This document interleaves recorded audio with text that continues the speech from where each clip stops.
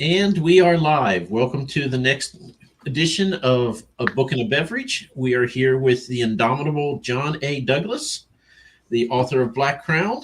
John, how are you doing tonight? Oh, fantastic! And as for I don't know if having a beverage was part of this, just because it's in the name of the stream. But I went ahead and got my usual favorite ready. It's still steaming. Okay, and I have my Modelo Dark or Negro because I have 10 more of them. I'm on water tonight. So John, do you have a book that you want to shout out that people should know about? Other than your own, of course. Other than my own, I will tell you guys right now, the information is just starting to drop. There's an author I found when I first started getting into indie fantasy. And of all the indie fantasies, there was one that stood out because I picked up his book called The Widow's Son. His name is Ryan Williamson. He is such an underappreciated indie author. And he got picked up by Wargate Publishing.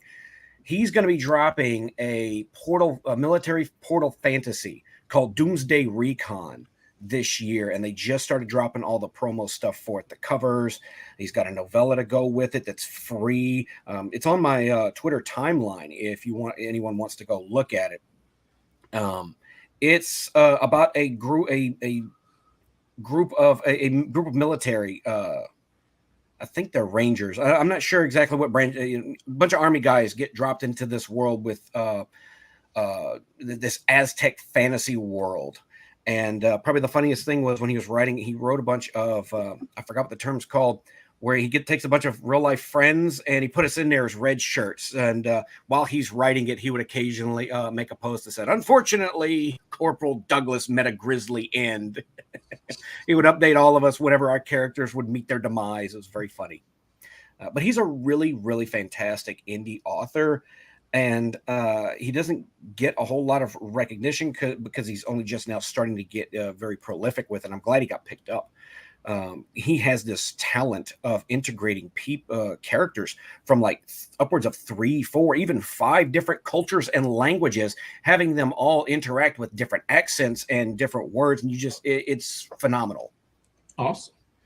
So I have to ask you, I know of no other book where the main character is a half orc. And that's one reason I wrote it like that. What made you pick a half orc as your main character?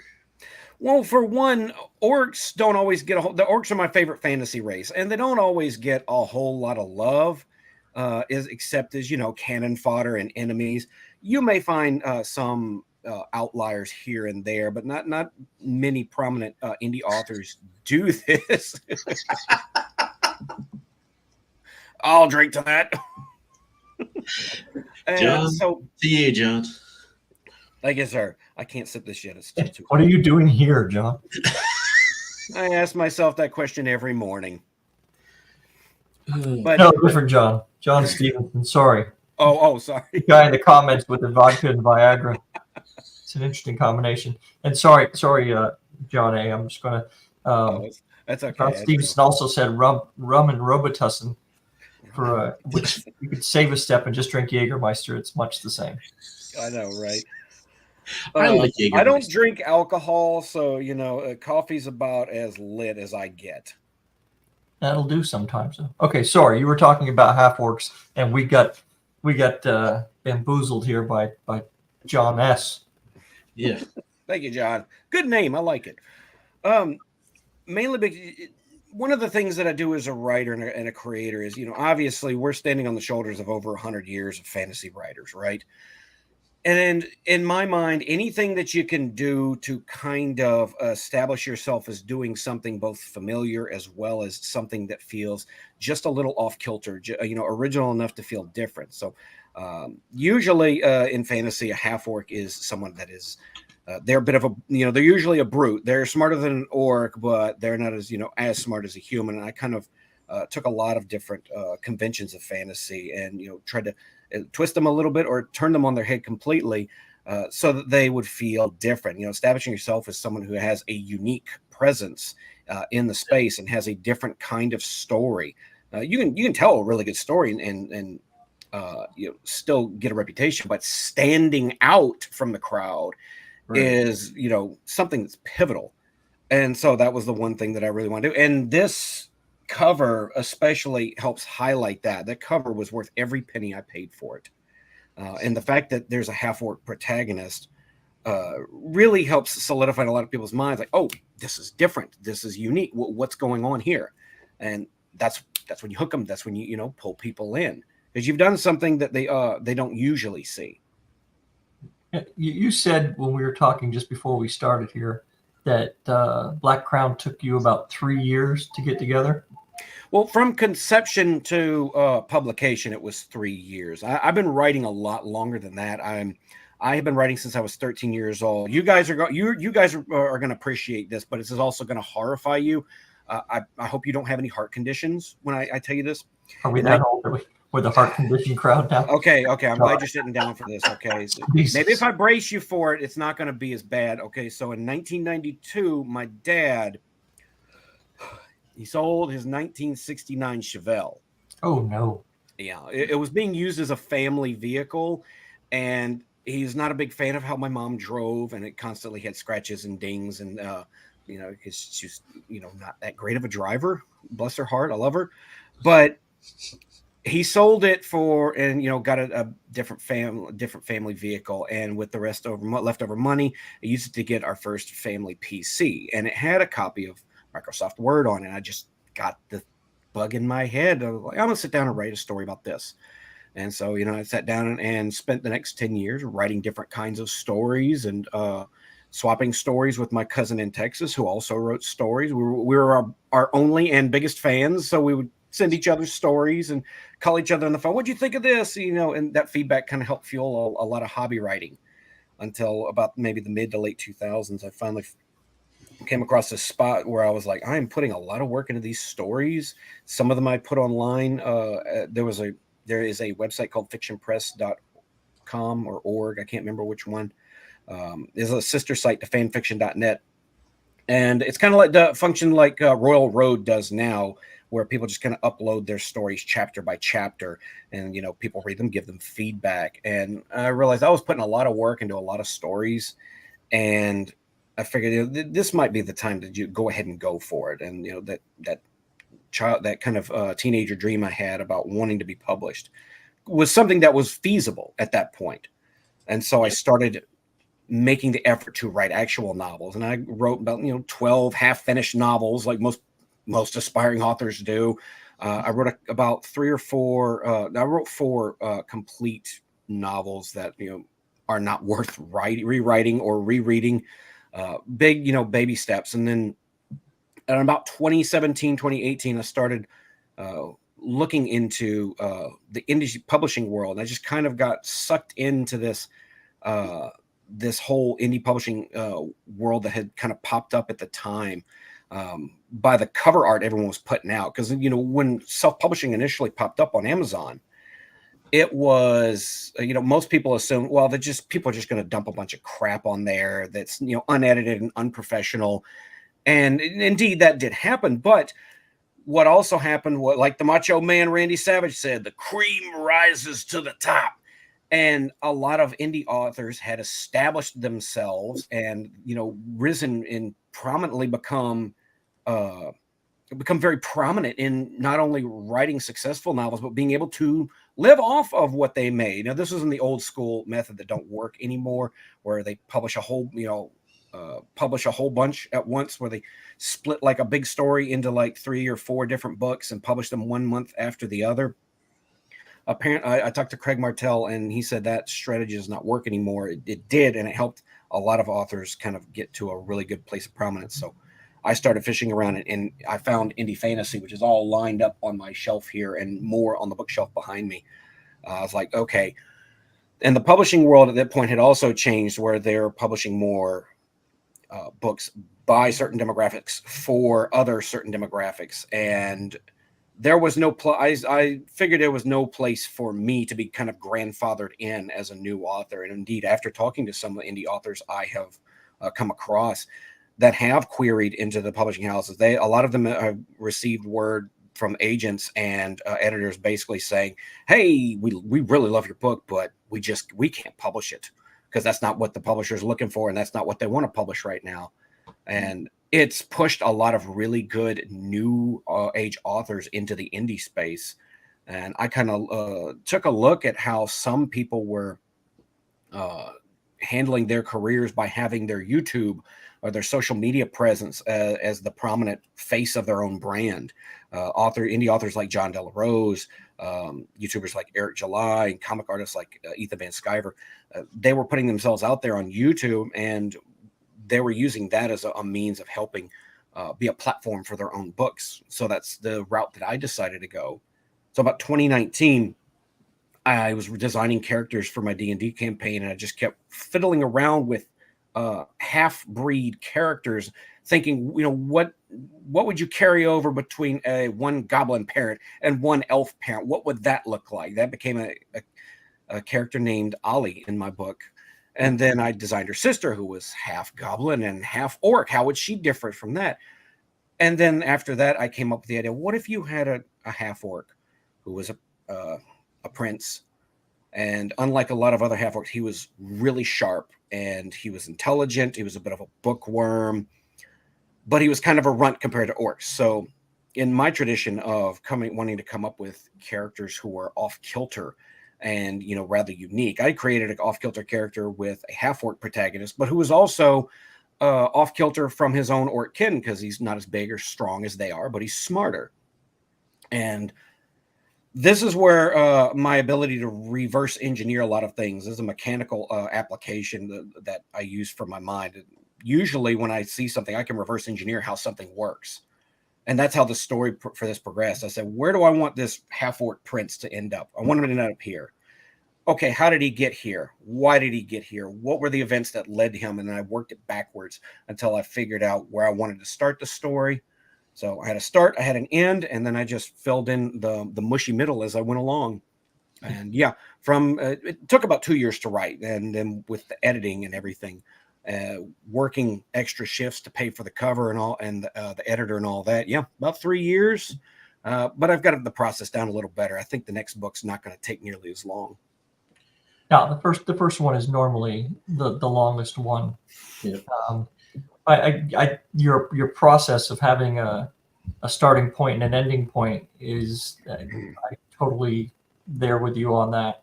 Yeah. It's like having a map, right? It's like, okay, you're starting in Louisiana, you want to end up in Michigan.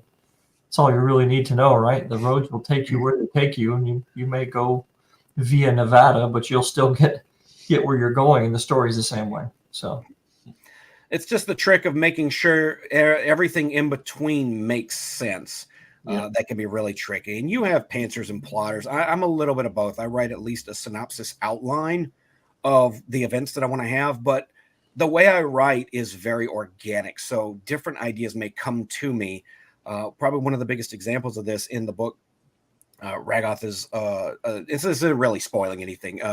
Someone tries to assassinate him in his sleep, and he smells them because he has a very distinct sense of smell. I came up with that while thinking one day, well, what do orcs call elves stinking elves? What if it's because they have a peculiar scent to orcs, because at one point in their history they were apex predators that hunted orcs by scent? Now all of a sudden I've got an interesting little plot element that goes into my book, and I got to go back, rework some stuff in the first half of the book that I wrote to make sure that that's known, and then make sure I keep that element rolling throughout the rest of the book. So, John, I have to ask you, do you have arguments with your fictional characters? And if so, do you ever win said arguments? Not really, because the way I design characters, I really know what my characters are going to do. I know what they're capable of and where they're going to go. And so what'll end up happening is I'll get this gut instinct that something I wrote is wrong or right. And I had that very early in the book, where the characters took some respite in a barn. The way I originally wrote it, I walked away from it, and like a couple of days later, I just had this gnawing gut sensation something was wrong. And when I went back and I read the book from the beginning up to that point, and I realized all three of these characters in this barn have the exact same voice. That was probably the best turning point in the book. I went back and redesigned these characters to be much more distinctive and have much more of conflicting personalities with each other. And that wound up being the best. That was the best thing that happened to the book, because it's a very character-driven story, and making sure that the characters doing what they do and make sense at what they're doing is something I take seriously. It's a difficult line to walk there, making sure, like you say, people have a different voice. But yeah, you find yourself doing that quite a bit as you bring in all these different characters, and in your head you're like, okay, who the hell is this again? How am I going to make this person's unique to, would they all answer the same way, right? It's very easy to make everybody sound like a paladin. Right. And it's like I use oh God. Sorry. I was retweeting the post because the link suppression on Twitter tends to keep the engagement a little low. If you put a link on Twitter, you got to retweet it as well so that it kind of gets past that. I use what's called the 3 C's of character creation: conflict, contrast, and complement. And you see this in a lot of media that I grew up with: Star Trek, The Next Generation, Deep Space Nine. Those were really good character-driven elements, and a lot of animation had this, like stuff like. And it sounds simplistic, but that's the genius of it. It works because it's so simple. Stuff like Ninja Turtles or that old show Gargoyles. That was the basis for what worked in a lot of these, and not just the fantastic elements, but the fact that all these characters are distinctive and they have their strengths and weaknesses. You don't get that with a lot of modern, especially in modern Hollywood writing, where you usually have a character that can do something that every other character can do. You've got to come up with your main character has to be distinctive enough to do stuff that other characters can't do. But at the same time, if they're being supported by a cast of supporting characters, they should be able to complement the main character as well. The main character just has to be the glue that holds everyone together. Yeah, there's a lot of examples of people in the past trying that, and I'm thinking of Zach and Jan. Wonder Twin Powers. That was yeah. a little bit before my time. They are the most useless characters ever. An attempt was made. Unless you're putting out a fire or you need a bird for some reason. But Hey, Ro, do you want to comment on this comment here from John Stevenson? Oh, I don't know. The Ninja Turtles were a little goofy. Yeah, I never really watched Ninja Turtles or anything. Well, the cartoon was a little goofy. The comics had much more of an edge to them because the original comics were very much based on Frank Miller's run in Daredevil. But the basis of what worked is still there. All the characters are archetypes. You had the leader. You had the hothead. You had the one who was more intelligent than all the rest of them, the brains essentially. And then you had the wild card, the heart of the group. That's why whenever they would end up adding like a 5th Ninja Turtle in different efforts, it never really worked because there was no room for another archetype in that particular mold. You already had. I know I'm probably talking over you guys. If you hadn't seen it, you might not know who Splinter. Splinter was basically their voice of experience. The rat, right? Yeah. Yeah. So there was not really anywhere else you could put another archetype in there, and it would just feel redundant. You would have a redundant character, and you never want that. Right. I'm just thinking because next week we have Matt Slay on, and Ro knows him much better than I. But didn't he cut his teeth drawing for Teenage Mutant Ninja Turtles? Don't know if he cut his teeth doing that, but he did do some Teenage Mutant Ninja Turtle comic art. Yeah, that's cool. Yeah, it's cool. Yeah, I did read that. He does really nice work. It's fantastic. I was a big Turtles fan when I was a kid. Don't doubt. I saw that first movie in theaters 3 times that year. I have not seen a Turtles movie. I have not either. Maybe like one episode of the cartoon. It was much more of a Bugs Bunny kind of guy. Yeah. The cartoon was much more kid friendly, but it was something that worked, and it was the strength of the characters that work, and that's what I try to carry over into my books when I create my characters. They have conflict with each other because they're conflicting personalities, but they also complement each other. No one character, can really do something that another character can do. Right. And so, you end up, they end up complementing each other within that particular way. The camaraderie comes from their unified goal. So, as long as I keep that at the heart of whatever I write, whatever I write, whether even it's just like a basic, simple story, or it's something more convoluted, that's what keeps readers interested and what keeps them enthralled. And the reviews have reflected that. To what you're saying, and even to what John S. is saying here, the whole idea is that turtles mutating is a goofy concept.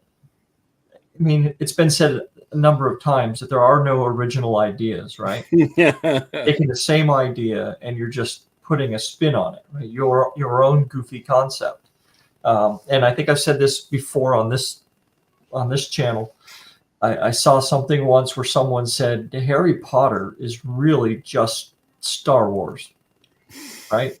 I think I've heard that theory before. Yeah, a kid, his parents are killed. He's raised by his uncle who doesn't want him to know anything. He meets an older mentor.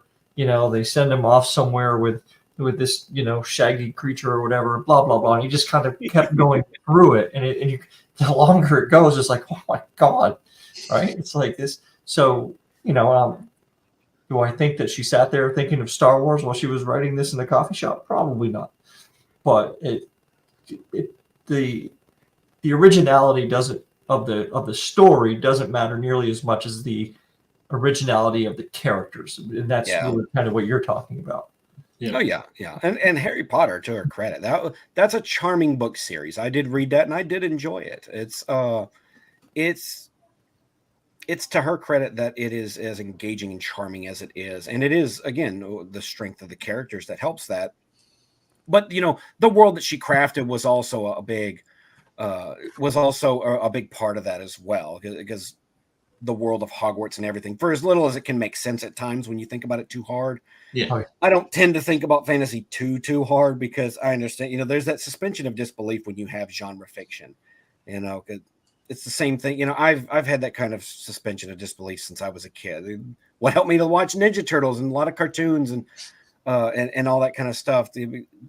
I don't mind taking an author at face value on the concept they've put forward. So yeah, if your concept is Teenage Mutant Ninja Turtles, hey, it's goofy, but if it sounds awesome, I'm all there for it.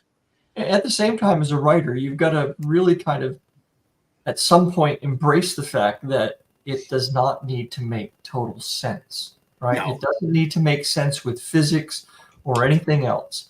And you don't need to explain everything. If you say you have an FTL drive, that's all you need to know. You don't need to, explain how the damn thing works, right?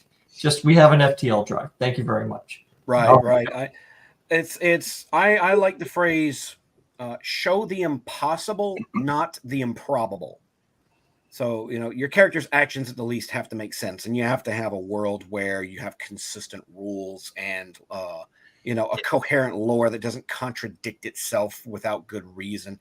This is why you kind of see Star Wars is starting to really lose a lot of steam with especially longtime fans, because now it's loaded with contradictory lore, bad storytelling, bad characters, disjointed storytelling. And that's the thing that pisses me off the most, because the story and the lore now makes so little sense. It feels like this cobbled together blanket with it.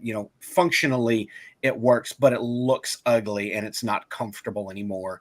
And it's just wrapped, even though it was made by your granddad and it's still doing the job. It was made initially with love, and now it's made with patchwork bits of sandpaper by people who think that it's cheaper and it works better, and you should just accept it. Well, the other thing that's a whole different discussion, but I'm just saying. Using that as an example, though, John, I mean, I liked Star Wars when it came out in '77, right? Who didn't, right? Everybody saw it at the theater. It ran at our little theater in my hometown from the time I left school one year until the time I went back to school that fall. That movie was in our own theater. I think we only had 2 screens, right? One of them was Star Wars all summer long. But the characters are what made Star Wars so good. Yes. I mean, you had a half a dozen, maybe less characters. And now with so much different stuff, you've got all these different characters, none of whom you care about. No, and some of them are redundant characters. And worse, some of them are characters that whose story ends up like contradicting or even undoing the story that was told in the original trilogy. Or it's the same story that was told. Or yeah, it's the same story, and it makes the original story worse. It's very frustrating, and it's a victim of storytelling by committee, not having a singular visionary kind of guiding them for all the problems that the prequels had. At the very least, it was one single visionary, one story told by George Lucas, so it didn't feel like disjointed storytelling. It had some elements that I was not, particularly fond of, and some of it falls into I wouldn't have told the story this way, but the last Star Wars movie I saw, not to make this a Star Wars conversation, but because it could be. Sorry, it was the one that introduced Rey. Was it? Yeah. The Force Awakens, maybe. Yeah, the beginning of the end. And it was like, this is A New Hope. Yeah, it was a same movie. It was the same movie with a highlight reel of like the best of every movie that you've seen of it before, and it could have worked if the follow up had managed to make it all make sense, and it only made less sense, and it destroyed the original characters. And the last thing I'll say about Star Wars is that it is a crime that the studio dictated that they did not want Han, Luke, and Leia in the same scene together in Force Awakens in the sequel trilogy, and that is what the fans wanted. They just wanted that one scene, and I'm not a big. I've learned from people and creatives who do not give fans what they want. It is because I've been on the receiving end of creatives that have done that. I'll give you an example. J.R. Huh? Well, not finishing the damn series after 10 years. I could go off on that guy too, but I used to watch a lot of pro wrestling, and in late 2017, 2018, I forget which was, they had Sting and The Undertaker in the company at the same time. And that was one of the last big dream matches that fans had not seen yet. Yes, I know they were both older and, but it still would have been a great match. And it's the dream match everyone wanted, Sting versus The Undertaker. Sting had 3 matches in WWE in the year and a half he was there. He was injured for a good bit of it, and none of them were The Undertaker. And there was even a promo with Vince McMahon out in the ring saying, "We want to give the fans what they want." Fans were screaming Sting Undertaker at him. And he said, "Well, we'll see." And it never happened. And then Sting left the company. And I'm like,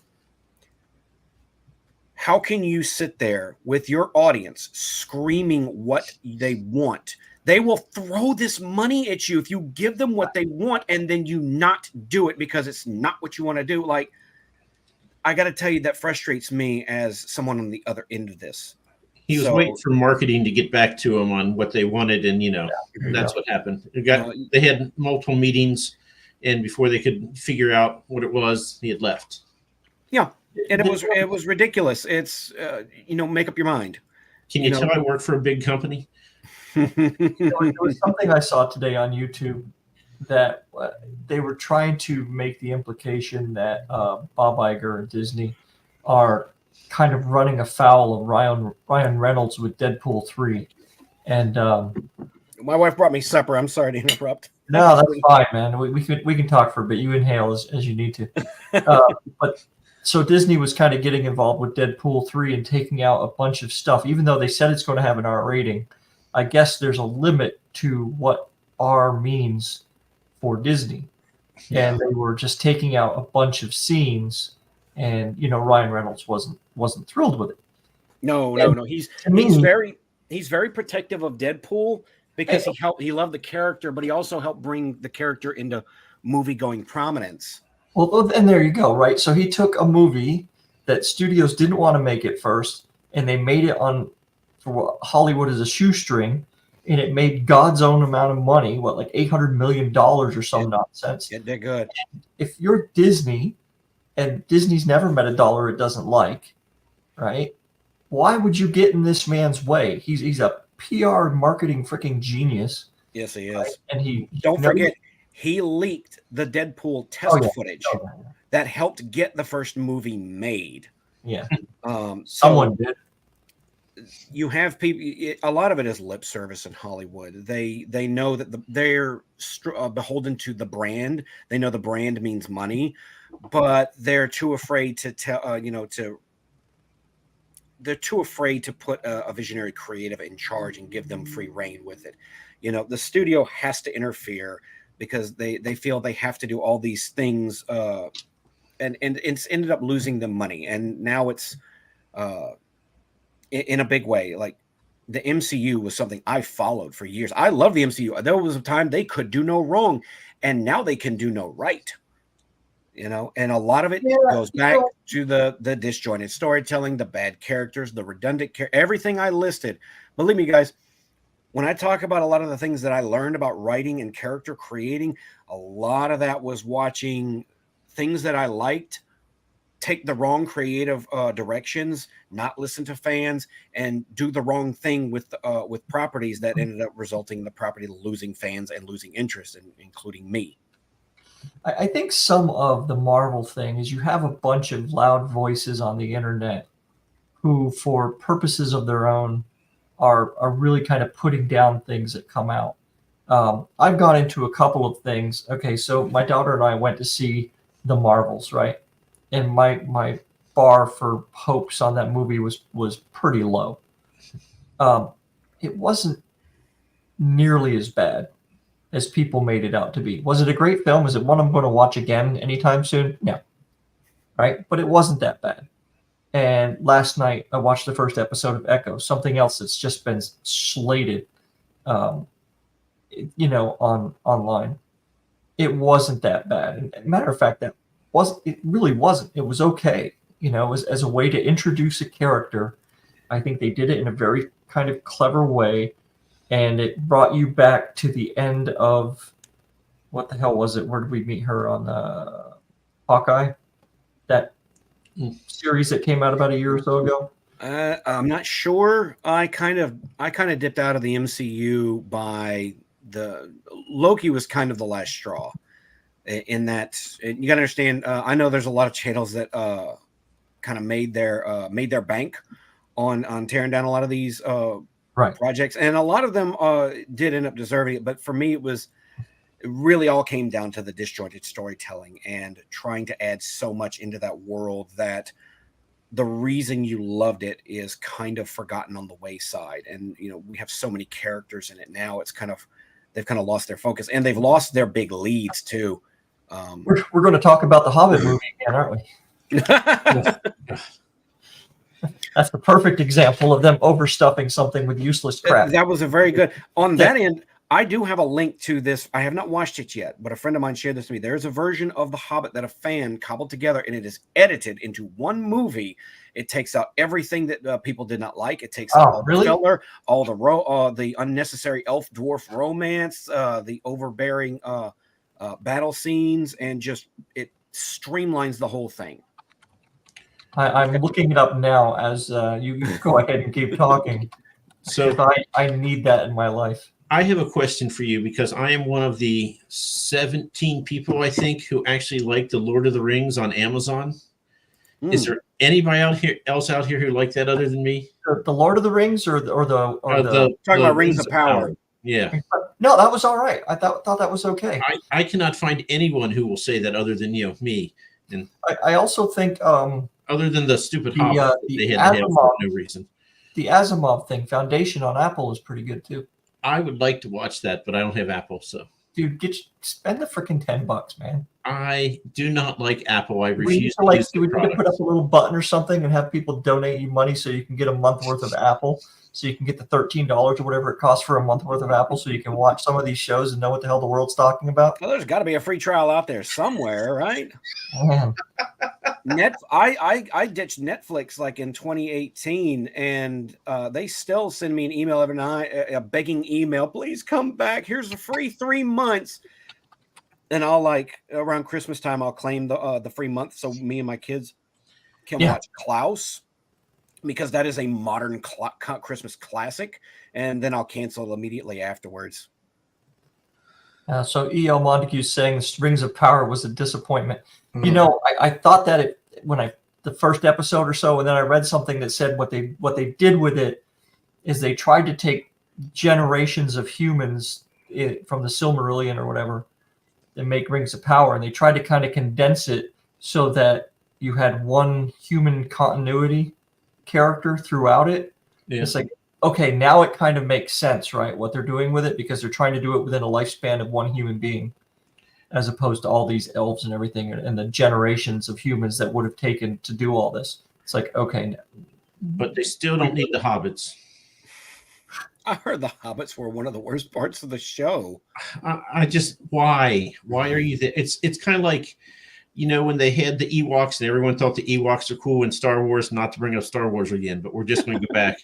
And so what did they do? Then they had the porgs or something? I don't even know. And now, yeah. You got to sell stuffed animals, man. That's what it was. And then they had to have Jar Jar Binks because, you know, know, nobody needed to have Jar Jar Binks. I know. God. Things that ruined. I did feel bad for some of the actors from Phantom Menace because they got a lot of flack for a long time over those, and they were just doing what they were told. Jake Lloyd was having existential crises and depression because people made fun of the fact he was in that movie. And admittedly, his acting was not great, but I mean, he was a kid. But then again, you know, there's good kid actors out there you can find, and Jar Jar, he was just doing what he was told.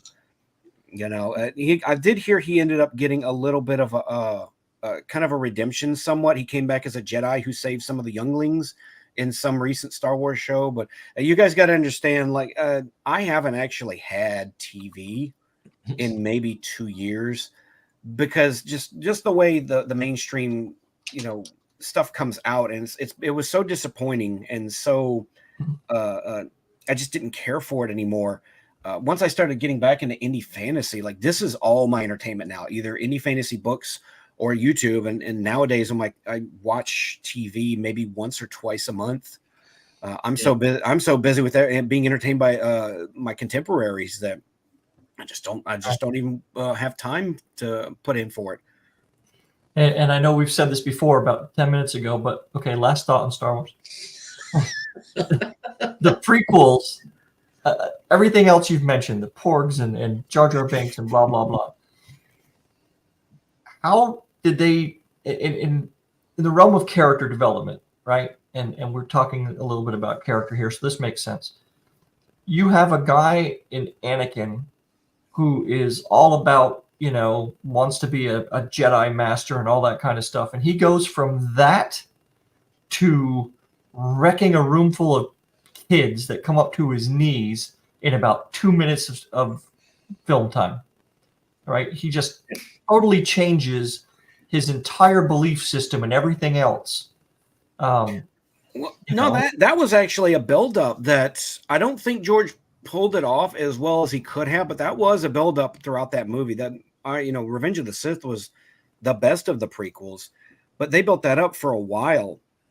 I must have missed it in the 2 times I've seen it. I mean, don't you remember in the second movie, Attack of the Clones, where he went and he slaughtered that tribe that kidnapped his mother. You know, that was a step down the path.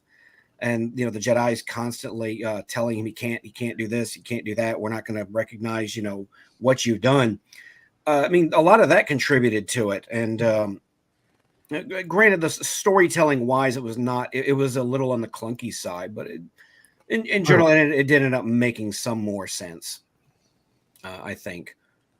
But, you know, when it comes to the prequels, a lot of people's perception of the prequels got, I don't want to say clouded, but got solidified by Red Letter Media's viral reviews of the prequels. And, you know, they dumped on them pretty hard. And it made a lot of people realize, oh, hey, yeah, these Star Wars movies aren't as great as we thought. Now, it's interesting to see how things change, the perception of things change over time, right? Like the people loved the Star Wars prequels when they first came out, and then Red Letter Media kind of had people going, well, oh, yeah, these do kind of stink.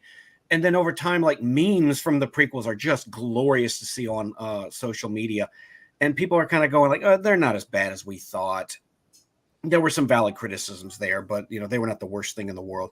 I saw a very similar thing happen with a very popular video game, Final Fantasy X.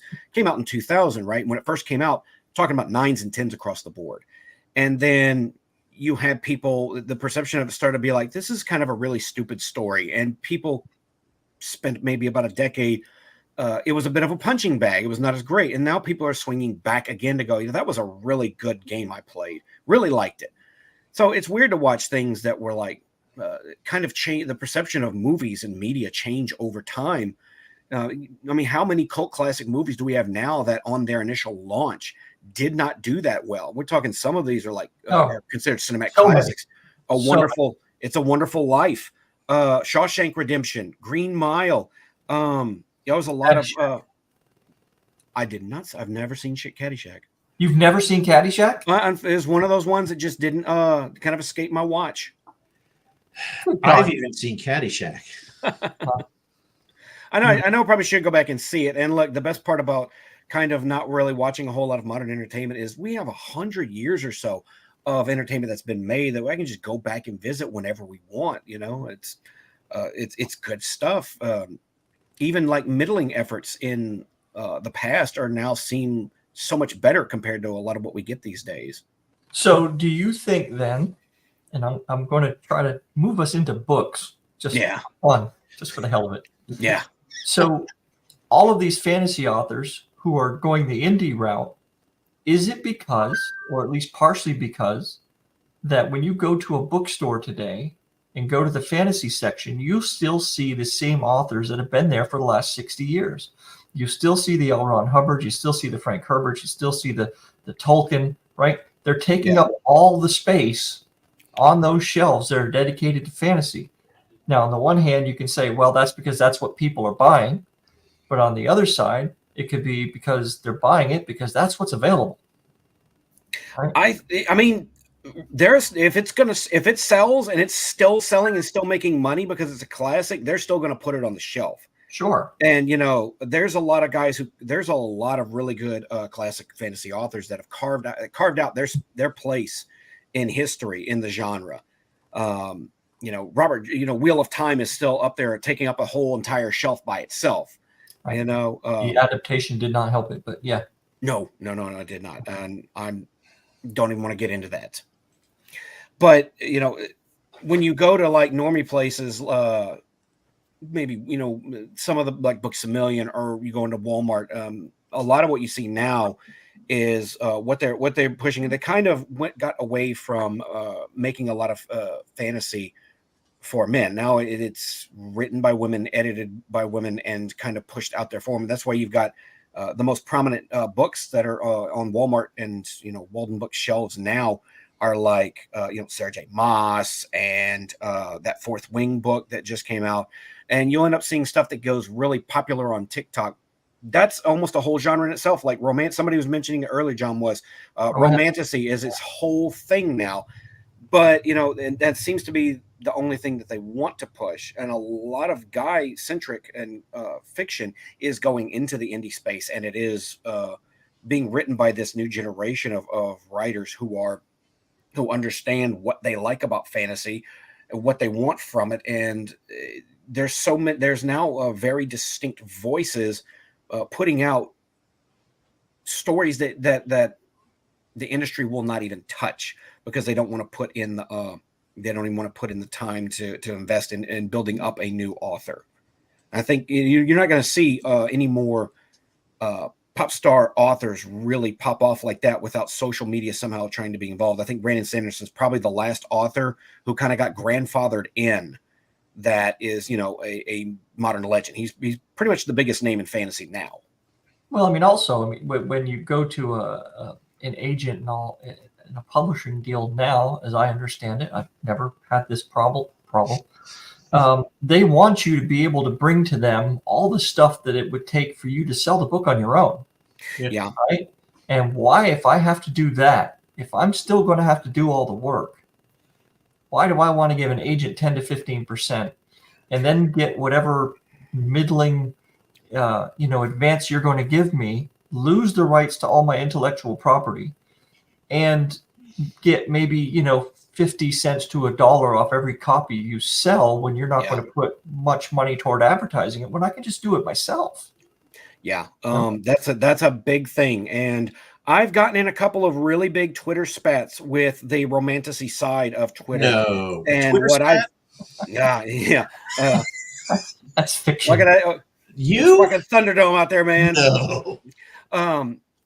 And a lot of what I've ended up seeing just from my observation from a lot of these, especially when it came to the issue of them wanting to be traditionally published, is not so much that they want people to read their story. They want the prestige of being able to say, I'm a published author. I have an agent. I have a publisher. You know, I'm on bookshelves. Right. You know, they want the prestige that comes with being able to say, have that New York Times bestseller at the top of their book, even though that prestigiousness is kind of diluted. Like, it seems anyone who can even be in a publisher can get that on top of their book.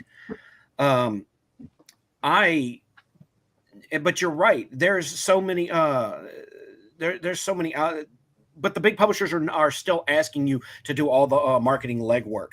I got blocked for pointing this, having this conversation with Star Wars author E.K. Johnston early, not last year, in 2022, where she was bemoaning on Twitter the fact that her publisher, and she's a Star Wars author, or was at the time, bemoaning the fact that the publisher was asking her to increase her social media presence and step up like YouTube interviews. She felt, and I can kind of understand why, she felt it was not her place to do the marketing, that they had a marketing firm and that's their job. But the problem is, you are not one of the big money-making names, so they're not going to invest the money into putting your work out there. If your name's not King or Sanderson, they're not going to put in as much work to push you. And I see the future of what the publishers are going to do. They're going to start farming the indies for the indie authors who have big followings, right? Yeah. That's how Fourth Wing and its sequel Iron Flame are out there. From what it's got mixed reviews from people who review stuff. And from what I hear, it's just very kind of a normie-ish fantasy. But because the author had a huge TikTok following, that to them equaled dollar signs, because she's got the marketing part taken care of. All they had to do was sign her, put the book out there, and now you can't scroll through you can't scroll through book reviewers on Instagram or TikTok without seeing that cover pop up constantly. Who was this again? Sorry. I forget the author's name of the book. It's Fourth Wing. Okay. Like it's the big popular thing going around right now. I don't know if I'm going to read it or not. I really prefer the indie fantasy myself, but it's just an example of, I see a lot of Sarah J. Maas on the covers. That gets pushed a lot too. Yeah. So we've had a couple folks here, EL and Daniel, are talking about how romantasy is good for fantasy, or any subgenre is good for fantasy. And my initial reaction to that when you were talking, John, is to say no. But then thankfully you kept talking, and I was able to think about it for a minute. It's like, yeah, you're probably right, guys. I think it brings people into it, and if they're doing one subgenre of fantasy, it might interest them enough to take a look at something else. Oh, that's also Sarah J. Maas? Okay, my bad. I didn't know that was her. It was very digestible. Yeah, that's why when I call something normie centric, it's kind of like something that reads like a James Patterson novel. You know what I mean? Very parsed down in its verbiage and prose, so that someone who doesn't read books all that often can get through it. Which is so many people nowadays. Yeah. I mean, it's like if you've ever read, I mean, people love Tolkien, right? They love Lord of the Rings, they love The Hobbit, but that prose who love those, you read the Silmarillion, that's a slog. That's a slog. That's hard. You do that just so you can say you've done it at a certain point. You're like, nope, I'm going to do this, because it's like eating your vegetables, right? A little bit, yeah. It's an exciting tome. It is not, and I got to be honest, I've never found that part of the lore of Middle Earth all that fascinating enough to push myself to do it. And has someone that was raised on like post 80s fantasy novels and stuff like Dragonlance and Sword of Truth and that stuff in that vein. Going back to Tolkien's prose, it's genius prose, but it's not gonna. It doesn't read like anything that I grew up reading. So, as brilliant as it is, I mean, hey, the guy was not big on action scenes. The fight with the Balrog was over pretty quickly. The Battle of Pelennor Fields was like, I think, a paragraph. So yeah, but it's still brilliantly written book. It's just it takes getting used to. Yeah, I found when I read, as long as you do something really well, I'll probably stick with the book. Like I read David Eddings when I was a teenager. Oh God, yeah, David Eddings was great. And I mean, his characters made me laugh out loud with when they talk back and forth with each other. But spoiler alert, I mean, it is 50 years old now, but no one dies ever in that book. I mean, no one of consequence. And I'm like, I don't know that I could do that. We named our cat Drizzt, so that was good. Yeah, Rebecca Yaris. Okay, I'm sorry, we got it wrong. I didn't want to interrupt with Google searching while we're in the middle of the interview. I had that problem when I was a teenager. They used to have this show called Rescue 911. Do you remember that was hosted by William Shatner? Yeah, it was a great. I loved watching that show, and I was always, my blood pressure was going. I was like, oh my gosh, what's going to happen? And then one day it hit me. I'm like, no one on this show has ever died. They all live. So it bled all the tension out of watching the show, and I just stopped watching it. I'm like, they're gonna live. They'll be fine. It was like the A-Team. You realize they never actually shot anybody. I was going to say, when I was a teenager, the A-Team, even then, I would sit there and watch it, and I always thought, how the hell did these guys survive Vietnam? Because they don't hit dick. They shoot 1,000 rounds of ammunition going down a highway and don't hit nothing. The ground around the guys they were shooting at wasn't safe, though. So I want to. I know I don't share books that often. This right here. Yeah. Phenomenal. This is a fantastic book. Now, It's a little thick, right? But if a fantasy story needs to be made into a movie, this is it. It is. They are making it. Yeah. Oh, great. Yeah. And the second series, and actually the enemies, it takes place from their point of view. He wrote it with Janny Wirtz. Okay. Child of the Empire, Mistress of the Empire, Servant of the Empire.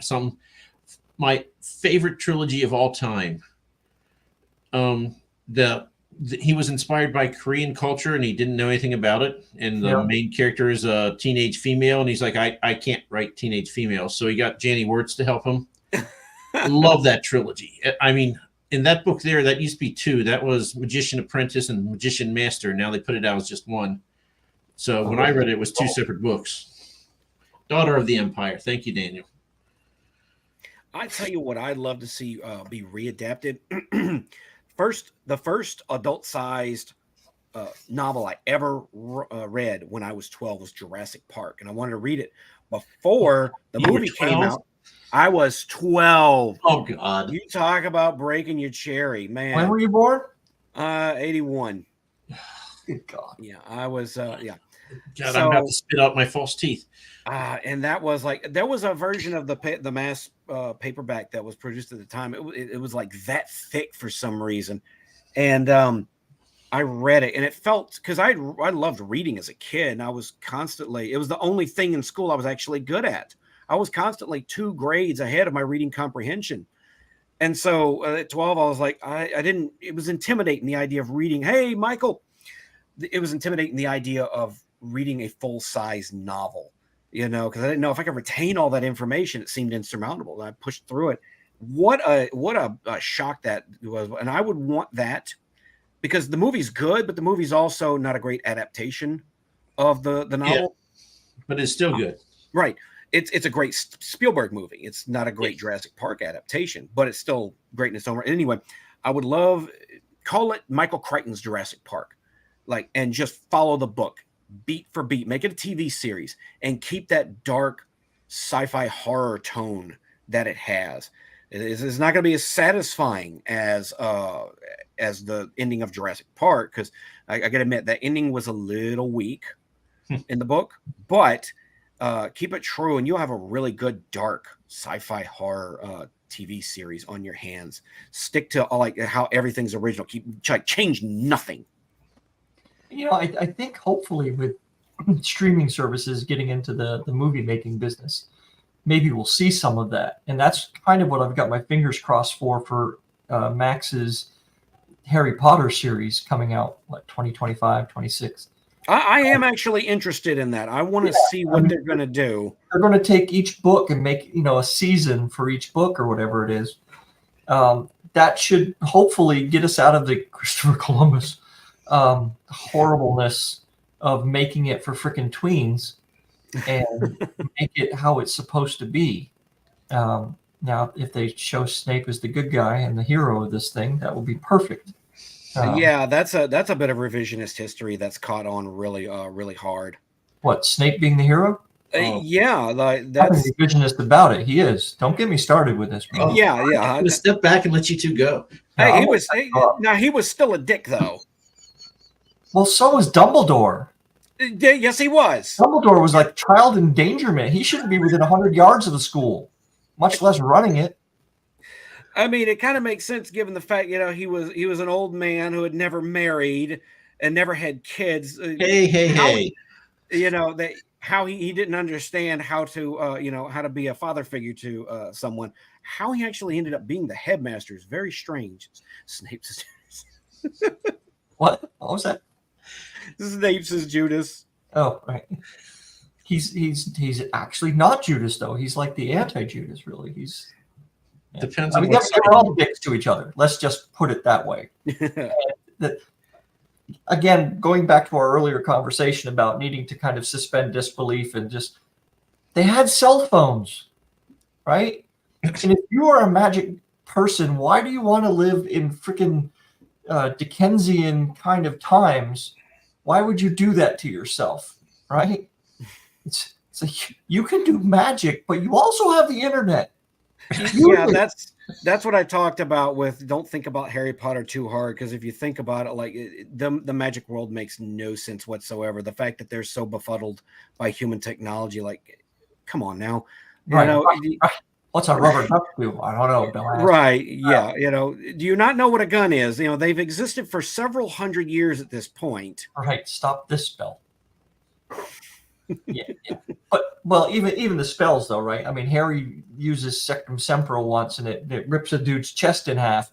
But then when he's actually in a fight for his life later on in the series, I've forgotten all about that really useful spell that would do some serious damage to these guys. Yeah. But no, I'm just going to keep trying to disarm them because I'm a dumbass. The only thing about Harry Potter that truly bewildered me is the fact that an entire generation of kids grew up reading this series about government incompetency, as well as, to me, the actual bad guy, the worst villain of the entire series, Dolores Umbridge. Oh my God, yeah. How did you grow up reading that and think, oh, I'm going to vote for people just like this? Maybe they like Harry Potter was a cautionary tale about the incompetency of government, and you're going to support the people that help an incompetent government. What are you doing? One of my favorite scenes from the Harry Potter series, all the books, never made it into the movies, and it was really disappointing. And I think it was the beginning of book 7 when the Minister for Magic visits the Muggle Prime Minister. I remember that. I love that whole everything about that, right? Kind of bringing in both worlds together and it answers some of the questions about, well, how come people didn't know about it? Because who would you tell? No one would believe you, right? And it's hopefully they will do justice to things like that when they get around to making this series. Millennials hated Umbridge, and then too many of us became her. Yes, Michael. That's what I'm talking about. Like, what happened? I'm gonna have to Google Snape wives now. I don't know if I want to know. Yeah, well, we'll find out. We can add it to all the other weird things I've had to Google doing this job. So, John, Snape wives, also known as Snapists, are a group of women in Harry Potter fandom who believe they channel Severus Snape. Yeah, none of them are married. Well, yeah, no. Bored housewives that get up to. No, not that. It's just that's Now just you tell like us. a whole other kind of strange right there. It's like we can talk about it, but when you start believing it, it's okay. So, John, do you have a title for your second book yet? Hey, there's a good idea. Let's talk about the book. Let's talk about this. Yeah, let's do that now. We're an Yeah. hour deep into this. Let's get into that. My next book that's going to come out is going to be in the same universe. My initial plan for the setting that the Black Crown is in, it's the setting of the world of Allspire. It's called the Age of Adventures. Yeah. And I created a setting so that if, in the process of writing the main storylines of this, I could, if I wanted to do something like a cozy fantasy, which I've got one in the works, I can set it over here in this part of the world. It doesn't need to intersect with any of the other books. My plan was always a 2-book entry point into this world. So the Black Crown is one, and this is much more centered on, some of the political intrigue and the journey of Ragoth. And the events surrounding him. Excuse me. The book 2 is going to be called The Lionheart, and this is a much different kind of epic fantasy. It's going to be set in a desert empire called Nornrath, and it is essentially a superhero story set in an Egyptian-style fantasy kingdom. And that's going to be much more centered around like the magic of Allspire and the things that are in and around that. A lot of it's touched on in the Black Crown. But this is a second entry point, so you could read either book, or they're complementary of each other, but they're not reliant on each other. So, sorry, you don't have to understand, have read both of them.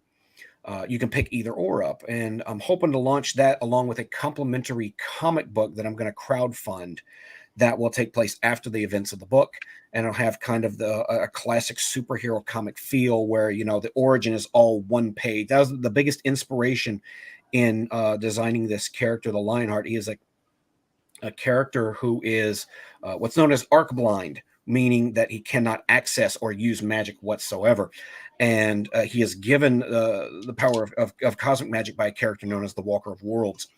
And so, he becomes a paragon of justice, but because of how he got his magic, he ends up becoming a vigilante. He becomes an enemy of the state, basically. So, that's the conflict and the struggle he has to go through. And so the book is his origin story. And I use the inspiration of classic comic book characters, Spider-Man, the Hulk, where, their origin by the beginning of the book. It's not a long drawn out tale. Like the first 2-3 chapters get all of the origin stuff out of the way so we can get on the adventure. And the comic book would be a complement to that, where his origin story would be on one page, and it would detail some adventures that happen after the novel. So people who are more interested in the indie comics spaces online will, can get the comic. They don't, all the information they will need will be on that first page, and they can read these adventures. And if they go, oh, I want to see how this character initially started, they can go back to the book and read it. So the book will sell the comic will sell the book. And, I've got something that is in both indie worlds, both indie comics and indie fantasy. Well, definitely let us know when you get your Kickstarter going, and we'll have you come back. Oh, that'll be fantastic. Still in the early planning stages. But hey, the sequel to the Black Crown, I've got a lot of the details down on paper for the synopsis, but still little bits of plot planning and shit to go through before I officially start work on that. But I want to get the Lionheart out of the way before I do that. Okay. And if you haven't, if anybody hasn't gone over to John's, I'm going to put this back up here real quick. John's website, go check that out. You have a lovely website, by the way. It is still a work in progress. If you sign up for my mailing list, you will, and you're curious about my book, you can get sign up for my mailing list. You'll get the first 5 chapters for free. Are those the ones that you have videos, which are really audio, put on your thing? No, the videos, well, you can find those on a playlist on my YouTube channel under the Age of Adventures playlist.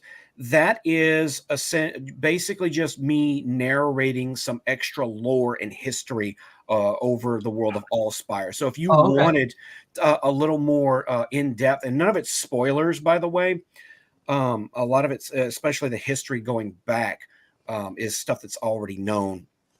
So no, there's no spoilers in any of it. It's mostly just lore and history and stuff, how the magic system works. So anybody that just wanted that little bit extra in the book can go over there and watch those. I'm a middling bit of a narrator, but I do the best I can. So really quick here, as we get ready to wrap this up, EL wants to know what's your favorite type of story, not orc, but type.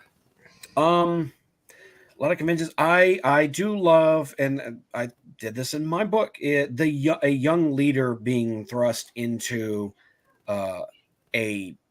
into a situation, having to outthink his way, kind of having to take the mantle of leadership and lead his people to safety or a better place.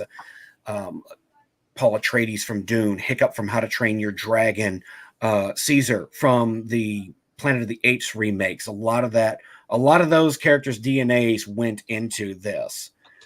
That's always one of my favorites. And I like a good coming of age tale too. Yep. And John, what is the Monday tribute? We touched on this before we went live, but tell people about that.